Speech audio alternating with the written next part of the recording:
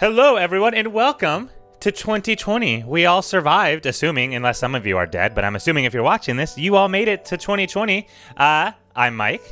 I'm Nick. And I'm Travis. And we are here to talk about the very first month of 2020. In case you don't know, that's January.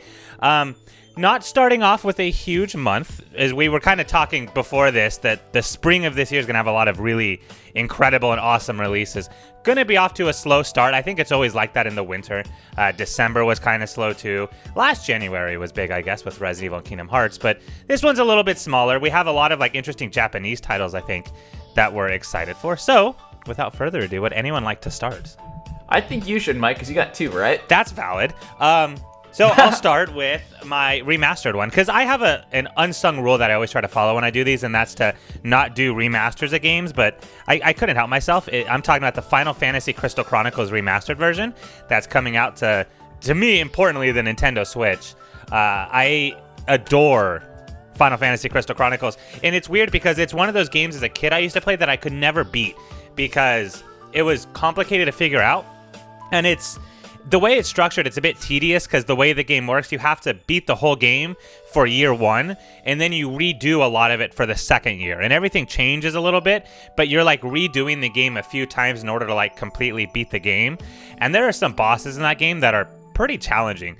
So it was a game that I played a ton as a kid that I never actually got the chance to beat, and then it kind of just sat on my shelf, so I'm excited to see the remastered version come out. I'm also a little bit surprised that this was a game that they decided to remaster because it's such a small spin-off game for Final Fantasy. I've never really heard a lot of people talk about this game, so I think it's kind of cool that this little brother of the Final Fantasy series is getting a big shout out. But just to kind of give a basic rundown of how the gameplay in the game works for those of you that don't know, unlike Final Fantasy, the traditional series, it's not a turn-based game. It's an action-oriented game, but the combat in it's a little bit weird. The way you cast spells in it is you hold down a button, which I'm assuming is going to be A. I don't know what it's going to be. And then you kind of move a cursor to line up your magic spell, and that's kind of how the magic works. And then you have your basic physical combat, which is just swinging your sword. It's pretty slow-paced combat. It's not like Kingdom Hearts or something like that where it's very high-paced, high-action.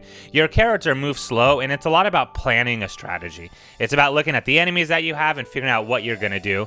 So it has that element of turn-based combat of what is my strategy going to be, but it's full-time combat. So it's very different from other Final Fantasy games. It focuses a lot on exploration.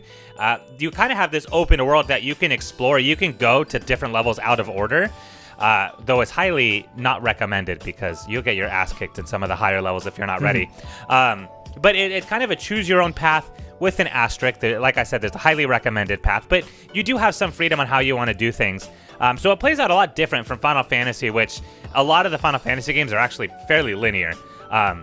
So this game plays a little bit differently. It's not as expansive as the Final Fantasy games, but I think if you're someone that's looking for something a little bit different from the traditional Final Fantasy games, this one's a lot of fun. It doesn't have a main character. You kind of you create your own character. You pick their race and their name and everything. You pick their job and stuff. So it's a lot more, I always called it like a vacation style game, where you kind of just go with the flow and kind of enjoy what's happening with the game.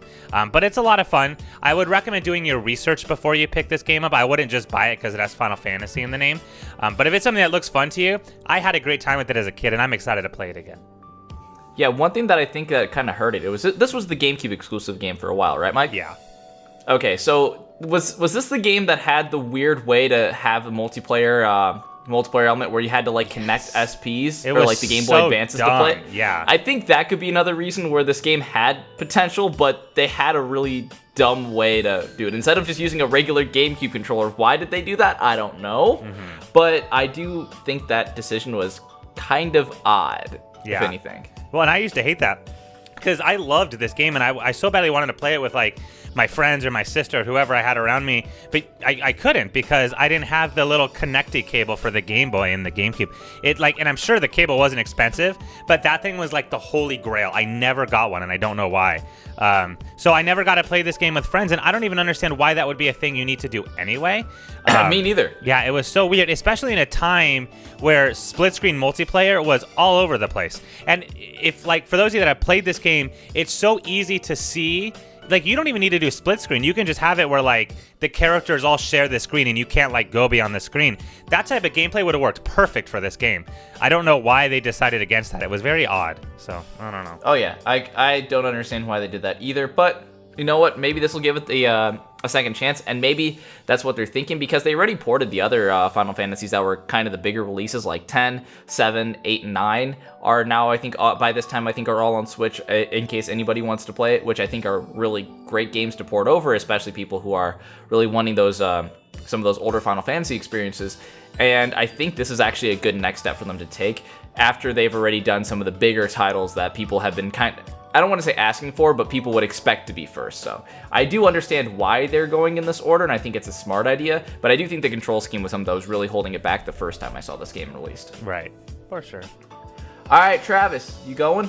Okay, so I am also going to go with, I don't even know if it's a remastered or if it's just straight up like a port. But I don't know either, man. The game originally came out on the Wii U, and as we know, the Wii U, there's, I think, 6 consoles sold, and we owned all of them. Pretty much. So they decided, let's just re-release this game, Tokyo Mirage. I'm excited because after Mike got me to play Persona 5, I'm now like, okay, let's play some more Atlas stuff, and it looks really interesting. I'm hoping it's not like too anime for me, because it is all around music, and some of the character designs I already know are like, maybe I shouldn't tell a lot of people I play this game. But the combat does look super cool and really unique, which is what I like so much about Persona 5. So hopefully the gameplay will out-trump the just the craziness that is likely to happen in the game. But it does look super cool. And because it was on the Wii U, it was kind of a hidden gem, maybe. I don't know how popular I do agree with that, Travis. It definitely was a hidden gem. Yeah. But one of the things that I think that was really odd about it was the fact that this is a collaboration between Intelligent Systems and Atlas. So Tokyo Mirage Sessions, I think it's called like Sharp FE, not like it's like the hashtag sign, but it's still the same Sharp in music, because this game is focused a lot about the entertainment industry or like the music industry in Japan. So I think it's a pretty interesting presence, but it's also a game that is very divisive in terms of you're either gonna like the setting and story of it, or you're not gonna like it. I've heard people who have been typical fans of like, because this is pretty much a crossover between Fire Emblem and Shin Megami Tensei, and I've heard people say that if you're more of a fan of Fire Emblem, you won't as much like this one, because this one is pretty much just a straight RPG. It doesn't have like kind of tactical battling system of Fire Emblem, but there's Fire Emblem characters like I think Seda from Fire Emblem 4, which it's a very odd blend, but the people who've played this game, especially for the Wii U, really swear by it. And so I personally have not played it. I have seen gameplay of it, and the battling system does look very unique, but the setting is the one thing that I think was keeping me away. So I'm very interested to see if this game is going to be doing anything different, because I know that what Travis said, that people who've played the Wii U version of the game did really like it, and they would recommend it to a lot of people. But if you make a front of the cover decision about the game and know nothing about it, you will be extremely confused. So, blend between Fire Emblem and Shin Megami Tensei RPG, and it's pretty much J-pop. So yeah, just know what you're getting into. Yeah, I loved the music in it. I remember I did enjoy the music in it a lot. The only thing like I really remember is that it wasn't that hard. Like I would say difficulty-wise, it was in line with Fire Emblem. They didn't play like Fire Emblem, but it was about as hard as Fire Emblem, where there were some challenging parts. But as a whole, like I didn't have trouble getting through it. It's not as hard as a typical Shin Megami Tensei game, where it's like, holy shit, these things are absolutely kicking my ass. Because I'd also say it's similar to Persona difficulty, where it can be tough, and there are certain parts where you really struggle. But for the most part, it's not too tricky to figure this game out. It's typical turn-based combat, and I think this game makes it pretty obvious what you're supposed to do and what you're not supposed to do. So there's a little bit of strategizing in it, but for the most part, you kind of know what you're supposed to do. And I don't remember too many parts of the game where I was like, I have no idea what I'm supposed to do here. And granted, I didn't complete the game. I think I got around like 50-60% of the way through. So there could have been some crazy boss after where I stopped, but up to the part where I got in the game, I was like, this really isn't too difficult. It is weird. I will say, I will recommend Persona 5 with all my heart to everyone.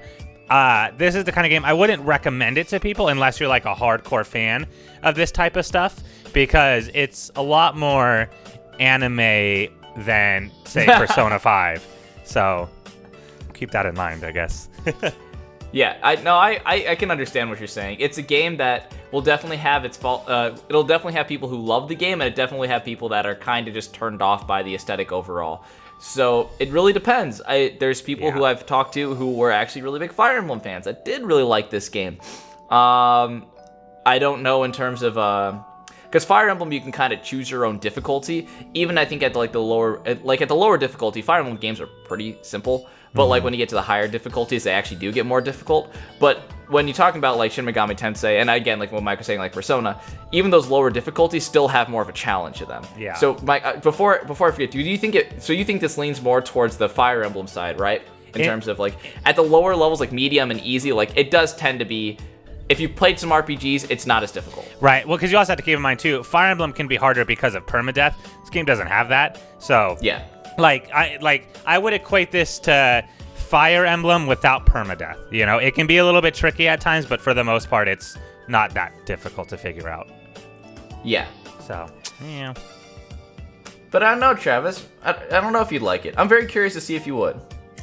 Yeah, it's like I said, it's the aesthetic that scares me, because if it gets to like a point where I'm like, okay, this is it's just all up in my face, I get turned off by it. But this game did have a lot of censorship for it before, which I thought was very interesting. So I'm curious if they kept the censorship in or not. Oh no, they're keeping that shit out. I'm seeing everything, baby. Oh no. Oh god, jiggle physics. Hey, it's super effective against some bosses. That's fair.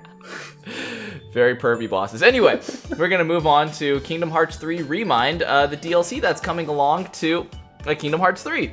This was actually announced, I don't want to say fairly early, but not too long after Kingdom Hearts 3 got released.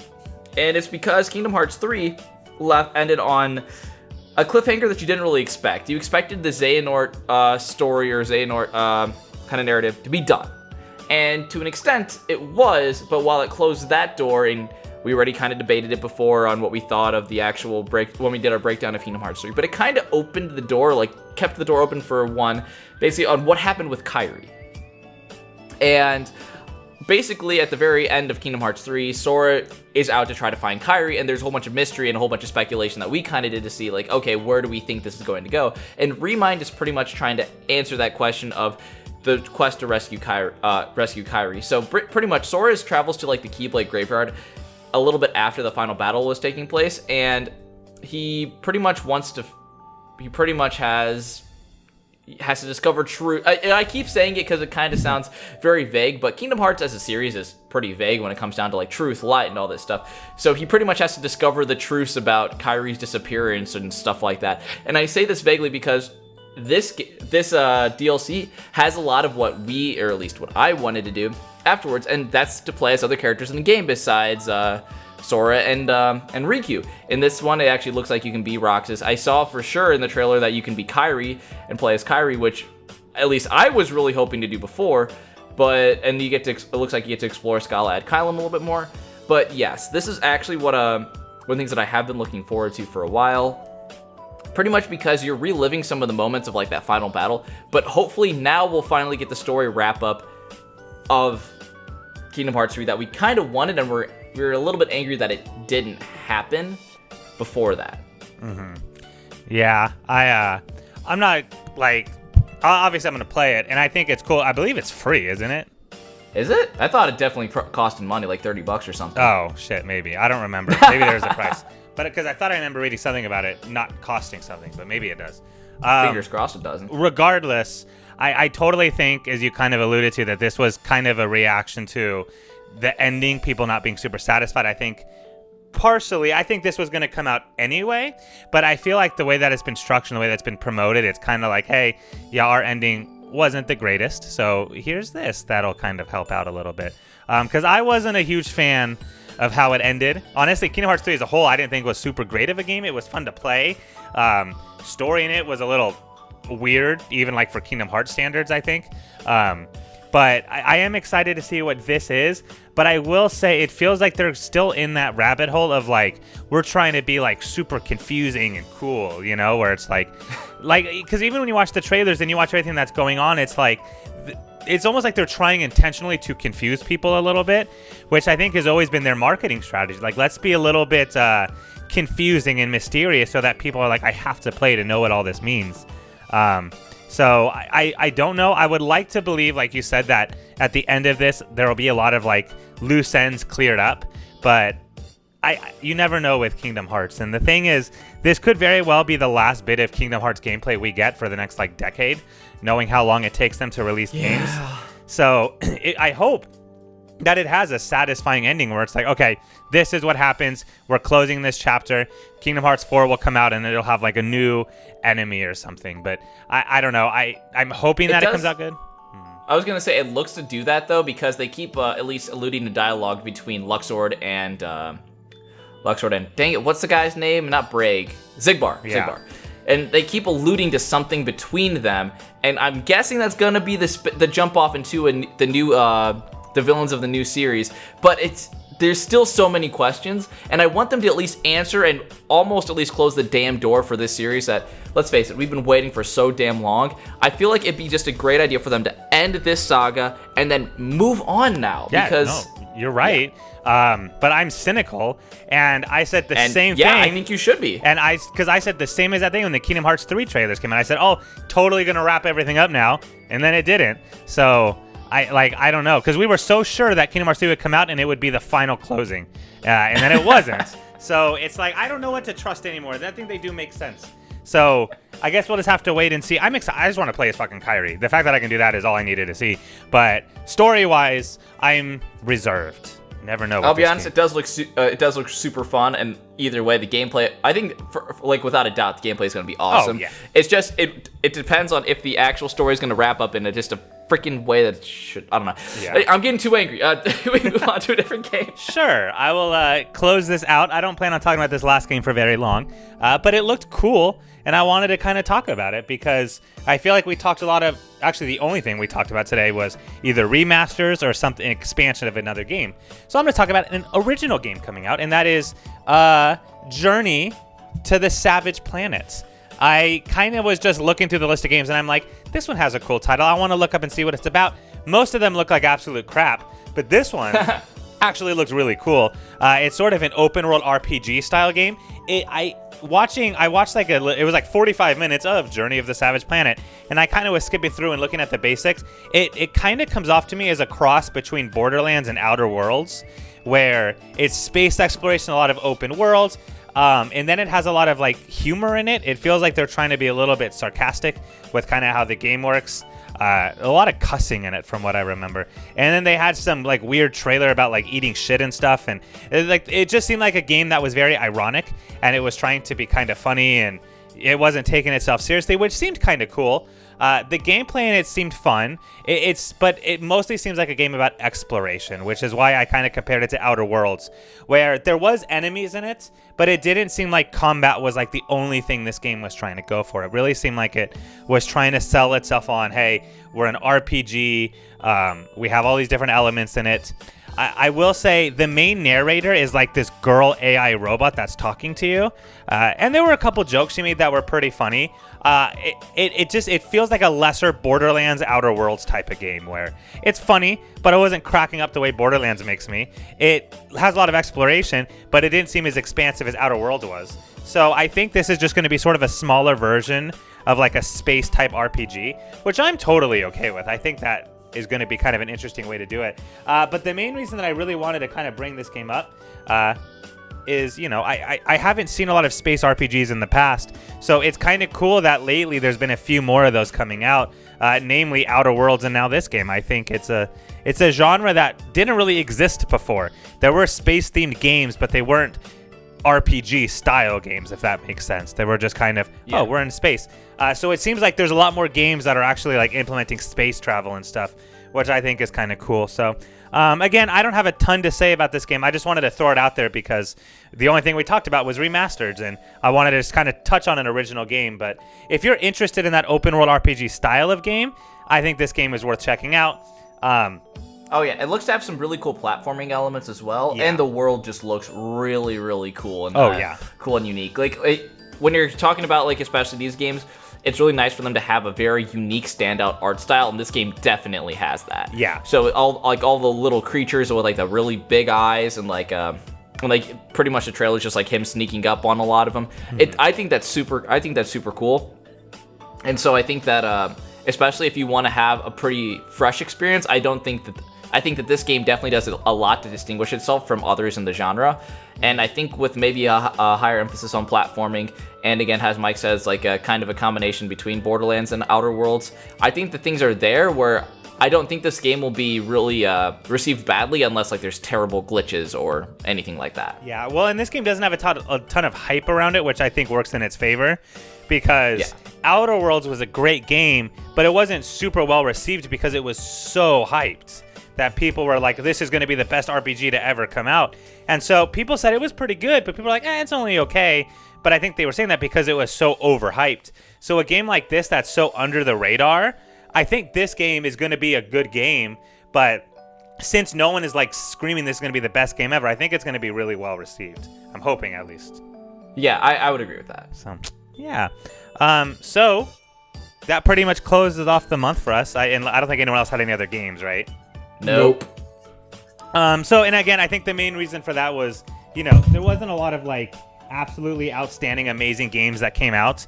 Just kind of going down the list, there's another Mega Man Legacy Collection coming out. Monster World Iceborne is coming out. So just a lot of like For PC. Right. So there's a lot of like re-releases or like games coming to a new console or something like that. So it's a pretty small month, which I think is okay. Come March, April, May, we're going to start having some huge games coming out, all kind of in that same time period. So just you wait, ladies and gentlemen, because in a couple months, we're going to be going crazy with some of these. But for now, we had a more relaxing video. Thank you guys for watching. If there are any releases that we did not talk about or that we do not know about that you are excited for, please let us know in the comment section below. We're always looking for new and fun games that maybe we didn't know a whole lot about. And if you're going to play any of the games that we talked about, as always, let us know that as well. Thank you for watching, and adios. Peace. And I would like to make a comment that Kingdom Hearts is $30 for the DLC, and then there's a $40 thing if you want a 19-track song thing. Oh, Lord. Thank you, Travis. Yeah. There's our answer. Bye. Bye. Bye.